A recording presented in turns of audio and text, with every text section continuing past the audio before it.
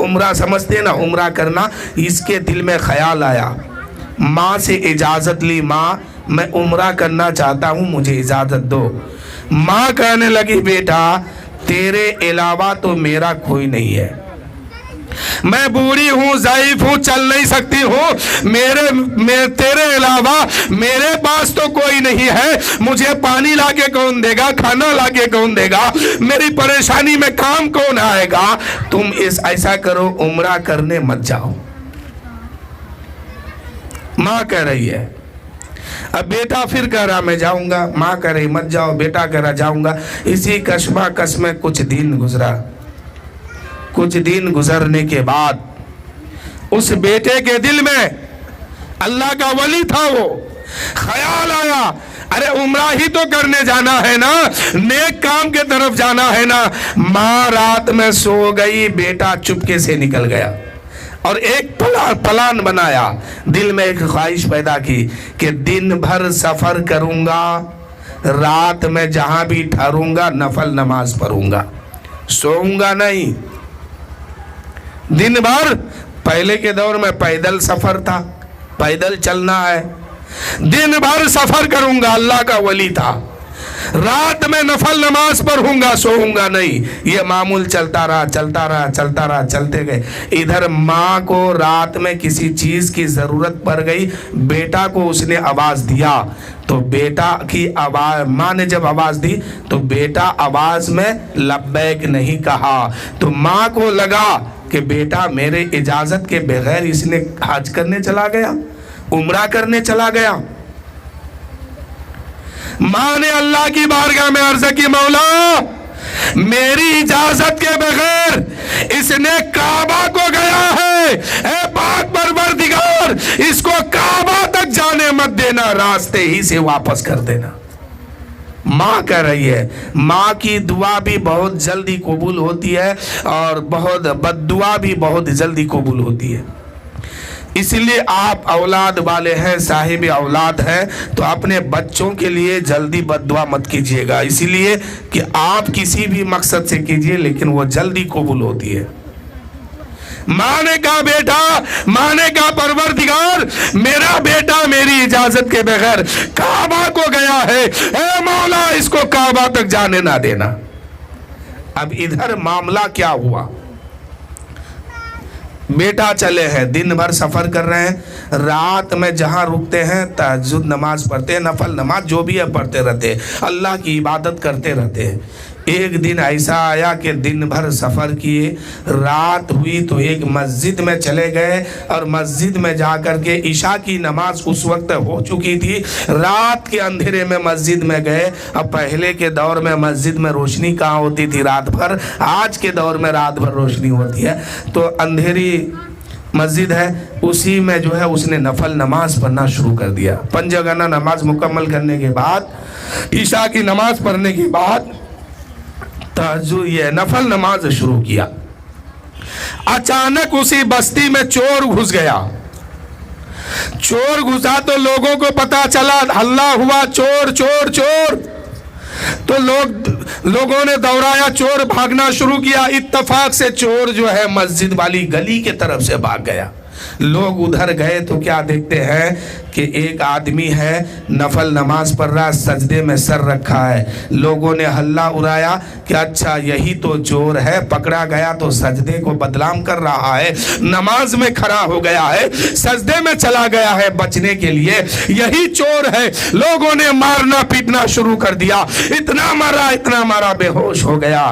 صبح ہوئی تو قاضی کے پاس لے کے گیا اور لوگوں نے دعویٰ کیا، مطالبہ کیا، اے قاضی صاحب یہ بتائیے اس چور کے بارے میں کیا سزا ہے، اگر پکڑا جائے تو سجدے کو بدنام کرنے کے لیے سر کو سجدے میں رکھ دے، ایسے چوروں کے بارے میں کیا سزا ہے، جو اگر پکڑا نہ جائے تو چوری کر لے، اگر پکڑا جائے تو سر کو سجدے میں رکھ دے، نماز کو بدنام کر دے، سجدے کو بدنام کر دے۔ قاضی نے فیصلہ سنایا، ایسے چوروں کا ہاتھ کاٹ لو، پیر کاٹ لو۔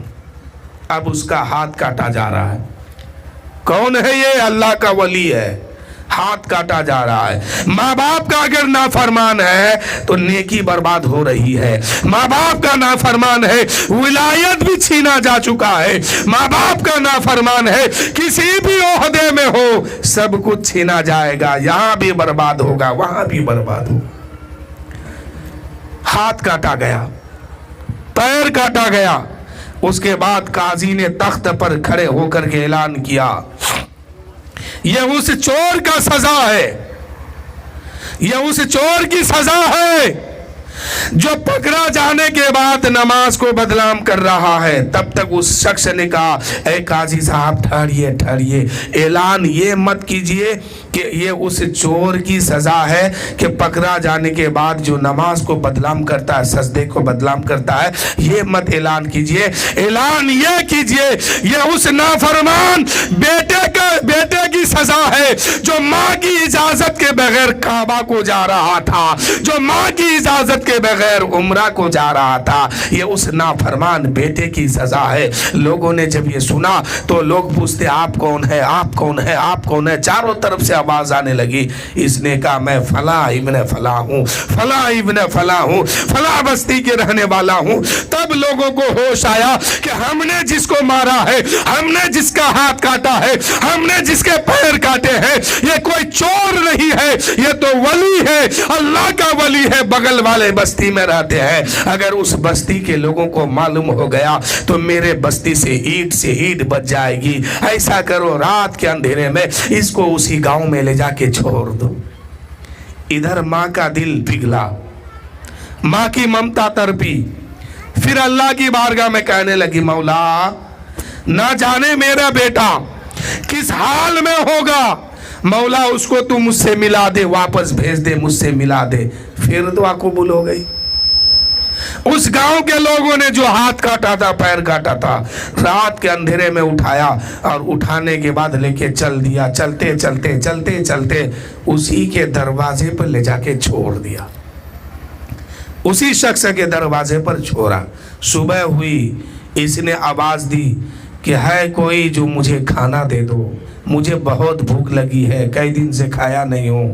ان کی ماں آواز سن رہی تھی. اس نے کہا دیکھو میرے گھر میں کوئی مرد نہیں ہے, میں تمہیں کھانا کیسے دوں گی.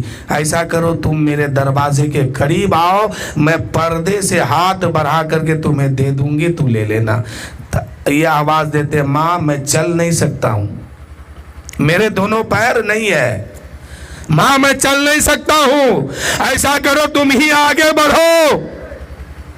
وہ ماں کہنے لگی بیٹا غیر محرم کے سامنے جانا صحیح بات نہیں, میں کیسے آؤں. اس نے کہا ماں میرے پاس آنکھ نہیں ہے, میں دونوں آنکھ سے اندھا ہو گیا ہوں. دونوں آنکھ بھی ان لوگوں نے نکالا تھا, دونوں آنکھ سے اندھا ہو گیا ہوں. میری ماں آؤ مجھے کھانا کھلا دو. ماں نے بڑی مشکل سے کھانا آگے بڑھائی. تو اس نے کہا کہ ماں مجھے کھلا دو, میرے ہاتھ بھی نہیں ہے, میرے ہاتھ بھی نہیں ہے. ماں پردے سے باہر آئی تو کیا دیکھتی ہے کہ میرا بیٹا وہی ہے جو کعبہ گیا تھا. ماں نے کہی بیٹا یہ کیا حال ہے. بیٹے نے کہا ماں میں تیرے اجازت کے بغیر کعبہ کو گیا تھا, اللہ نے یہ انجام, یہ عذاب میں مبتلا کر دیا, میرا یہ انجام ہو گیا. میں تجھ سے اجازت لیے بغیر کعبہ جا رہا تھا, میں کعبہ تو نہ جا پایا, اس کی سزا مجھے یہ ملا. تو ماں کے نافرمان, ماں کے گستاخ, ماں باپ کا نافرمان, ان کے بارے میں دنیا میں بھی عذاب ہے, آخرت میں بھی عذاب ہے. آخرت میں عذاب یہ ہے کہ جب تک ماں باپ نہیں چاہیں گے تب تک وہ جنت میں نہیں جا پائیں گے.